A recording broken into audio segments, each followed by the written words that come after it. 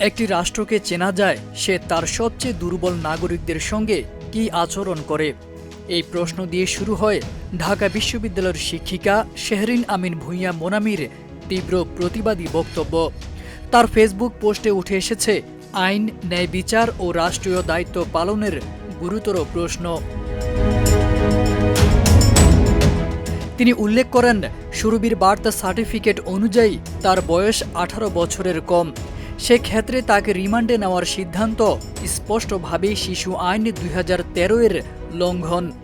আইনে পরিষ্কার বলা আছে, অপ্রাপ্তবয়স্ক কাউকে সাধারণ অপরাধী বা দণ্ডপ্রাপ্ত ব্যক্তির মতো রিমান্ডে নেওয়া যায় না। তাহলে কোন যুক্তিতে একজন শিশুকে এমন প্রক্রিয়ার ভেতর দিয়ে যেতে হলো, সেই প্রশ্ন তুলেছেন তিনি। শুধু আইনি দিক নয়, রাজনৈতিক ও নৈতিক বাস্তবতাও সামনে এনেছেন শেহরিন আমিন ভূঁইয়া মোনামি।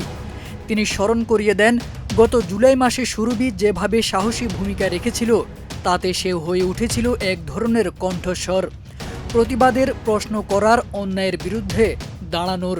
এখন প্রশ্ন উঠছে, সেই কণ্ঠস্বরগুলোকে কি নীরব করার চেষ্টা চলছে?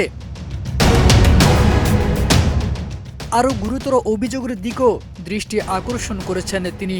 গণমাধ্যমে প্রকাশিত তথ্যে বলা হয়েছে, একজন সাংবাদিক সুরভীকে কুপ্রস্তাব দিয়েছিলেন। এই অভিযোগের পর রাষ্ট্র বা সরকারের পক্ষ থেকে কোনো নিরপেক্ষ তদন্ত হয়েছে? ভিকটিম হিসেবে সুরভীর বক্তব্যকে গুরুত্ব দিয়ে শোনা হয়েছে, নাকি অভিযোগকারী হওয়ার বদলে তাকেই অপরাধীর জায়গা দাঁড় করানো হয়েছে? ঢাবি শিক্ষিকার ভাষায়, রাষ্ট্রের কাছে তার স্পষ্ট বার্তা, এভাবে ভয় দেখিয়ে, আইনের অপব্যবহার করে জুলাইকে থামানো যাবে না। কারণ জুলাই শুধু একটি সময় নয়, এটি সাহস, প্রতিবাদ আর সত্য বলার প্রতীক। আর সেই প্রতীককে দমন করার চেষ্টা মানেই ন্যায় বিচারকে প্রশ্নের মুখে ফেলা। তারেক আজিজ খান, প্রজন্ম 24।